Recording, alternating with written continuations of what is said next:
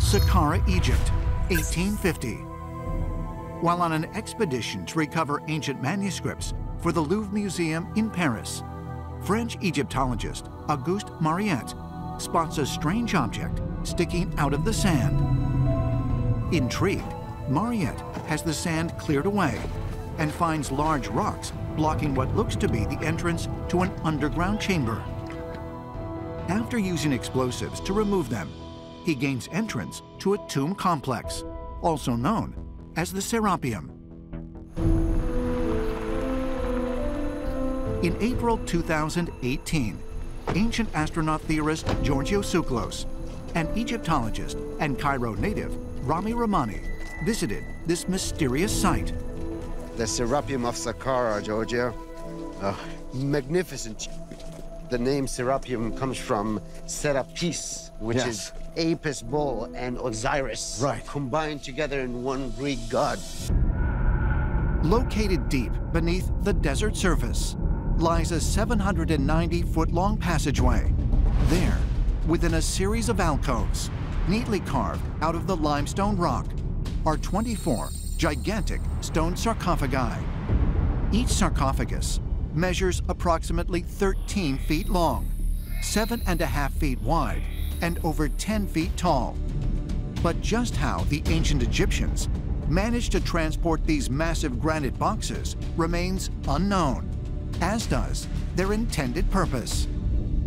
So this is one of the most mysterious places in all of Egypt, Giorgio. Look how far all this goes. The boxes themselves are, what, 70 to 75 tons? And then the lids are estimated to be 20 to 25 tons.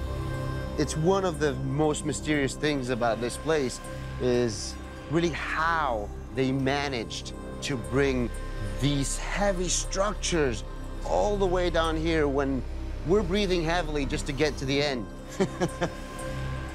Can we actually go down to some of these? Of course we can. Wow. You know, I've always read about these, I've seen pictures, but it's humongous. You can walk underneath it. As far as conventional Egyptologists and archaeologists are concerned, the sarcophagi were meant to house the remains of the sacred Apis bulls. But as only one of the tombs was found to contain animal remains and all the others were found empty, the true nature of the Serapeum is a source of deep contention. The Apis bull is a representation for god Osiris. And there's something very important to mention. Ancient Egyptians did not worship animals. Their concept was the gods sent the animals to be their messengers, and we have to respect them in that way. It was said that the first ever Apis bull was created when a ray of light came down from heaven itself and struck this cow who produced the first Apis bull.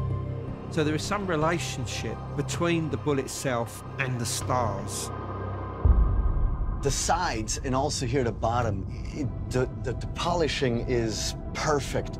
And we can illustrate this by just looking at the angle. I mean, it's a perfect 90-degree angle. Check this out. It is absolute perfection. It's easy to cut limestone, but to cut basalt is, that's a different story. What do these inscriptions here say? These inscriptions were extremely important. You see the doors, specifically the so-called false doors. They were the doors that allowed the spirit, the Ka and the Pa, the spirit and the soul, to come out from the mummy and then read the hieroglyphic inscriptions. They wanted to make sure that these Apis bulls come back to life, go to eternity, so they could stay with Osiris in the sky. Ancient historians' accounts like Herodotus, Strabo, Eusebius, all of these old chroniclers speak of a former glory age of Egypt known as the Golden Age, which some have suggested dates back as far as 10,500 BC. So is it possible that what we have right here may be a remnant of that time. When it comes to dating, I don't have a response.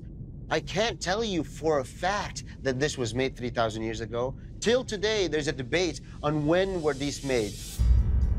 Egypt's golden age was a time when humans are said to have shared the earth with the gods. Gods that, according to the ancient astronaut theory, were not mythological figures, but extraterrestrial visitors. And there are those who believe that the figure of the Apis bull can be found carved into one of the sarcophagi, not because these giant stone coffins held mummified bulls, but because the Apis bull represented a connection to the stars.